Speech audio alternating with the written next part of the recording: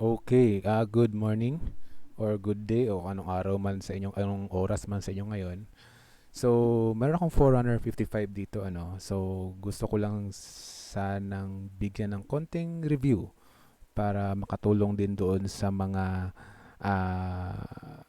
gustong bumili ng 55 na 4 ng Garmin since medyo sales sila ngayon nasa 8,000 pesos na lang more or less sa Shopee or Lazada. So, I bought this watch around 1 month ago. So, ang gusto ko lang i-explain dito, marami namang review sa YouTube regarding sa 455 sa lahat ng mga specs nito, lahat ng gusto nito, lahat ng mga pwedeng features na meron dito. So, ako naman is more on review lang sa display, ano. Kasi baka masya kayo, masyadong maliit po yung display nito. Kita yung 5 piso na yan, yung bagong 5 piso natin. Ganyan lang po kaliit yung screen ng Forerunner 55. Although malaki yung kanyang watch face o yung kanyang circumference no sa kabuuan, pero yung display niya is yung 5 piso lang. Tingnan mo yan, yung na-open natin yung backlight. Nakita mo malaki yung watch face, no? Malaki yung watch face, pero yung display lang niya is yung ganun lang kalaki sa 5 piso natin, no? Ganun lang kalaki. Kung ipasok mo yung 5 piso, isukat mo, pare-pareho talaga sila ng size. Around 1 inch and 2 inches lang ata. 1 inch and 1.02 daw yan eh, na display, no? And maliit yung display, maliit din yung resolution.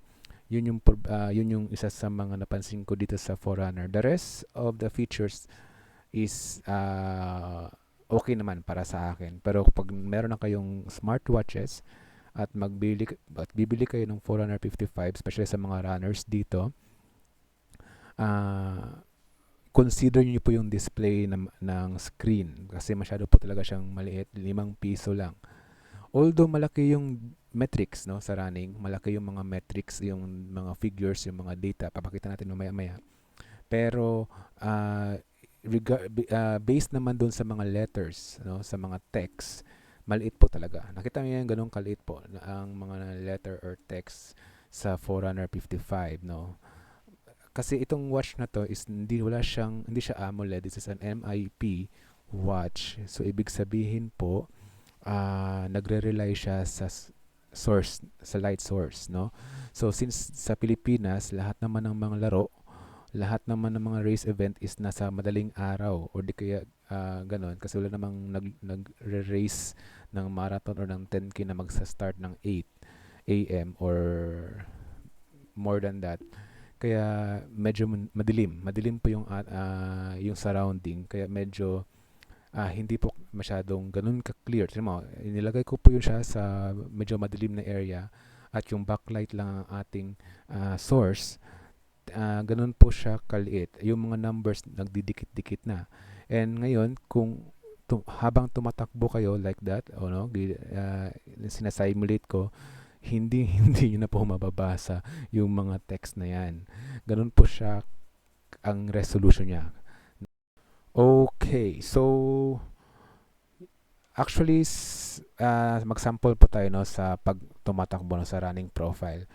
So, may mga text po na lalabas doon. May mga text po na minsan ay babasahin mo pag para po yung mga training programs or even yung mga intervals na gagawin nyo. May mga letra po yan at may mga wordings na kailangan nyo basahin.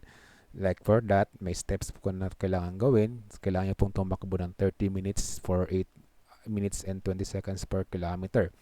So, ito, pag walang problema yan, pag nakaupo lang po tayo, maliwanag po yung kwarto, may ilaw po yung poste, tsaka hindi po tayo tumatakbo. Klarong-klaro yan. Pero once madilim po yung area, once pong madilim, once pong walang source of light, kundi backlight lang, at once po on the move tayo, ibig sabihin tumatakbo tayo, no? While tumatakbo, hindi hindi nyo po yan mababasa. Like for that, tingnan mo, maalog po yung ating ulo, tsaka yung mata, hindi nyo po mababasa yung yung number 8 kanina, parang 1 na tingnan mo.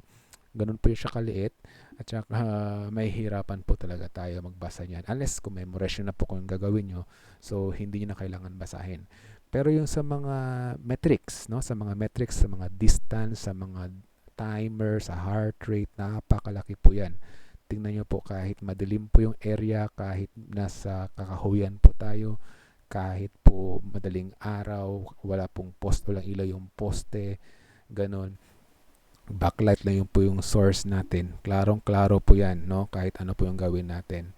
Yun lang, at least ma-inform lang po tayo, ma-inform ko lang po kayo na ganoon po kalit yung display at saka yung mga notifications, medyo maliliit po yung mga letra. Kasi alam na po natin na hindi po tayo lahat, no? May mga garment stores sa ating area. So nagre-rely lang po tayo sa mga YouTube, nagre-rely lang po tayo sa review doon sa itong 455. Napakaganda naman po talaga ng relo. Napakaganda lang. Doon lang po tayo mamroblema sa display. Kasi napakaliit po. 5 piso lang po yan. Kung makakakita kayo ng 5 piso na kulay puti po na, ay yung bagong 5 piso, ganun lang po kaliit yung display. The rest po, everything is perfect po sa watch na to. Garmin po kasi ito, di ba?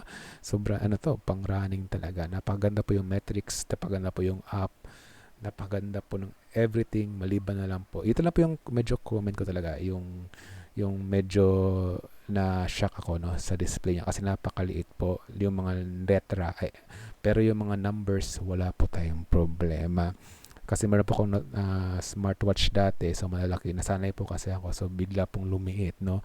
Kaya nanibago po tayo. Pero kayo, yun lang, at least ready po tayo before tayo makabili ng watch na to. The rest po, everything is perfect. Yung display lang po napakaliit, at saka yung notification. Kailangan lang po natin ng source of light na malakas para mabasa yun while tumatakbo. Wala po tayong problema doon pag may araw, no?